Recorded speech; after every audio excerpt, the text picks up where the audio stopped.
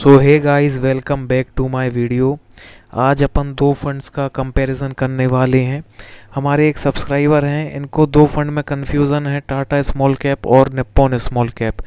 तो ये मुझसे पूछ रहे हैं कि आप अगर होते तो कौन सा फ़ंड चूज़ करते। और काफ़ी जगहों पे इन्होंने देखा है कि निप्पॉन का एओएम साइज़ बड़ा हो गया है, इसलिए उसका परफॉर्मेंस गिर सकता है। काफ़ी लोग ऐसा कह रहे हैं। तो क्या सच में इसका परफॉर्मेंस गिर सकता है? तो देखिए, आप वीडियो के साथ आखिरी तक बने रहिए, आपके सारे डाउट मैं क्लियर कर दूंगा। वीडियो के लास्ट तक आपको समझ में आ जाएगा, सारे सवाल क्लियर हो जाएंगे आपको और समझ आ जाएगा कि कौन सा फ़ंड चूज़ आपको करना चाहिए। तो देख सकते हैं, लेफ़्ट में टाटा स्मॉल कैप है और राइट में निप्पॉन स्मॉल कैप है। अगर फ़ंड डिटेल की बात करूं तो रेटिंग में टाटा 5 स्टार है, निप्पॉन 4 स्टार है। तो ये एक पॉइंट टाटा को पॉजिटिव में है। एसआईपी दोनों की सेम है। एक्सपेंस रेशियो अगर आप देखें तो टाटा का कम है और निप्पॉन का टाटा से लगभग डबल है। बट मुझे लगता है ये मायने नहीं रखेगा। क्यों मायने नहीं रखेगा वो अभी आप आगे की वीडियो देखते जाइए, आपको समझ में आ जाएगा। एनएवी देख सकते हैं। फंड डेट अगर आप देखें तो भाई टाटा लगभग 6 साल पुराना फंड है, निप्पॉन लगभग 12 साल पुराना फंड है। तो अब इस बेसिस पे अपन आगे का कंपैरिजन करेंगे कि कितना पुराने। लगभग आप देखें तो भाई दोनों की एज में डबल का डिफरेंस है, एक 6 साल पुराना है, एक 12 साल पुराना। तो अब इस बेसिस पे अपन आगे का कंपैरिजन करेंगे।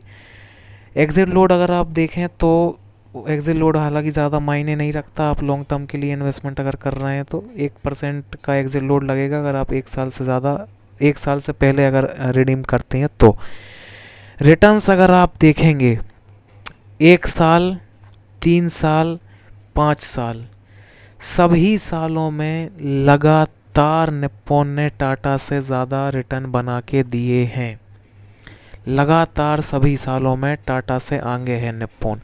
और इसीलिए मैं कह रहा था कि एक्सपेंस रेशियो मायने नहीं रखेगा।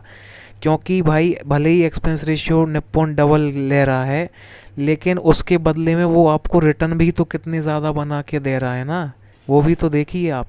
तो इसलिए ये मायने अब नहीं रखेगा, क्योंकि भाई रिटर्न उतने वो आपको ज़्यादा बना के अगर दे रहा है तो फिर एक्सपेंस रेशियो मायने नहीं रखता कि कितना ज़्यादा वो ले रहा है। उसके बाद सिंस इंसेप्शन अगर आप देखें तो इसमें टाटा थोड़ा आगे है।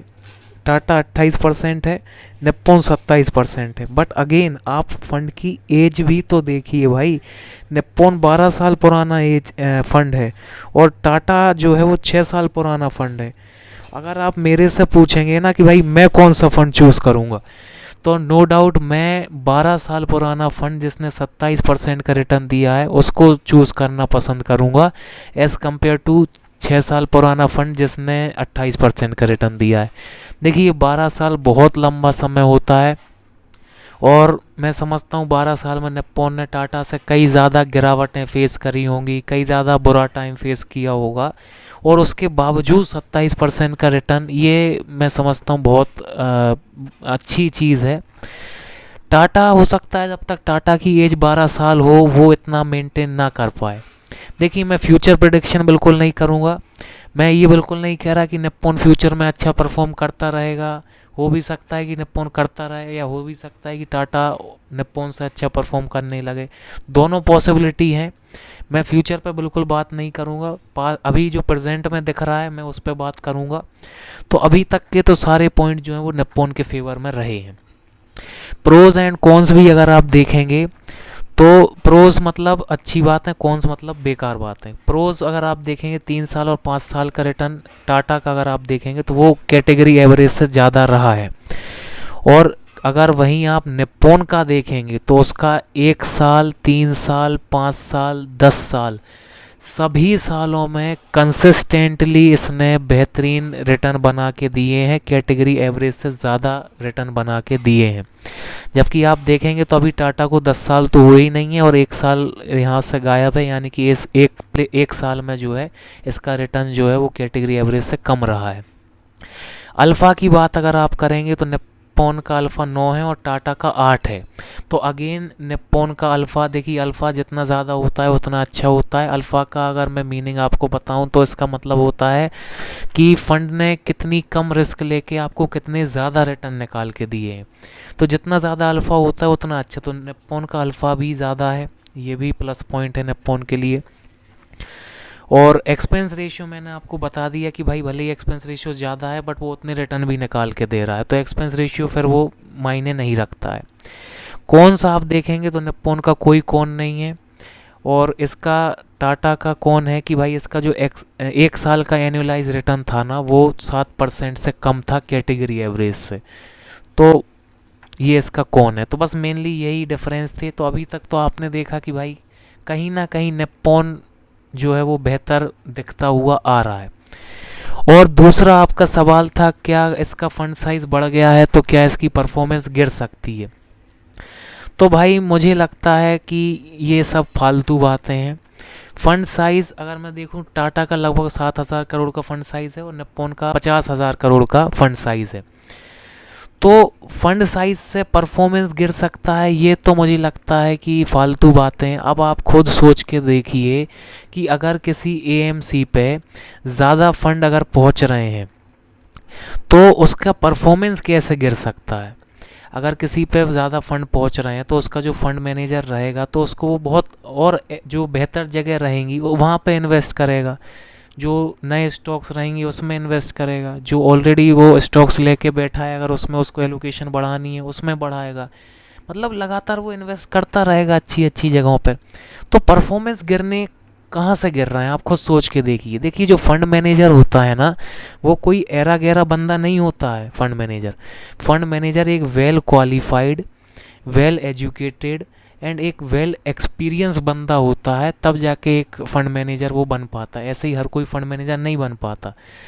तो उस फंड मैनेजर को बहुत अच्छे से ये पता है कि आने वाले समय में उसके एएमसी में कितना फंड आ सकता है, उसको कहाँ इन्वेस्ट करना है, कितना इन्वेस्ट करना है, कब इन्वेस्ट करना है, ये चीज़ें उसको बहुत अच्छे से पता है। उसकी जॉब ही वही है, 24 घंटा उसका जो काम है वो वही है कि फ़ंड को मैनेज करना, उसका नाम ही फ़ंड मैनेजर है।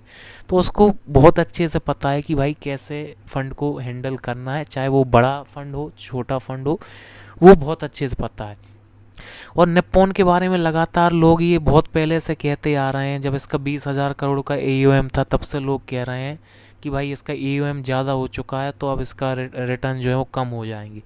लेकिन ये सब गलत बातें हैं। 20,000 से इसका 30, 40 और आज 50,000 करोड़ का एयूएम हो चुका है, बट इसके रिटर्न में कोई कमी नहीं आई है। लगातार ये बेहतरीन परफॉर्मेंस कर रहा है और बहुत कम फंड है जो लगातार इतने लंबे समय तक इतना बेहतरीन परफॉर्मेंस कर पाते हैं। तो मुझे तो नहीं लगता है भाई कि एयूएम साइज़ मैटर करता है और इससे आने वाले समय में इसके रिटर्न्स कम हो सकते हैं। मुझे तो ये बेसलेस बातें लगती हैं। तो आई होप मैं आपको समझा पाया हूँ कि आप किस फ़ंड की तरफ आपको जाना चाहिए, आपको समझ में आ गया होगा। टाटा की मैं बुराई बिल्कुल नहीं कर रहा हूँ, हो सकता है आने वाले समय में टाटा बेटर परफॉर्म करने लगे, बट मैं फ्यूचर की तरफ नहीं जाऊँगा, फ्यूचर किसी ने नहीं देखा है। तो प्रेजेंट में जो डेटा कह रहा है मैं उस आधार पर आपको फ़ंड की जो है वो कंडीशंस बताई हैं मैंने आपको। अब आप सजेशन में मैंने आपको दे दिया है, अब आप जिस भी फ़ंड में जाना चाहें जा सकते हैं। तो आई होप मैं आपकी थोड़ी बहुत मदद कर पाया हूँ, और आज की वीडियो में बस इतना ही। आपके भी कोई सवाल हैं म्यूचुअल फंड से रिलेटेड, पोर्टफोलियो से रिलेटेड या स्टॉक से रिलेटेड, तो आप मेरे से पूछ सकते हैं, मैं आपका रिप्लाई ज़रूर करूँगा। Thank you for watching the video.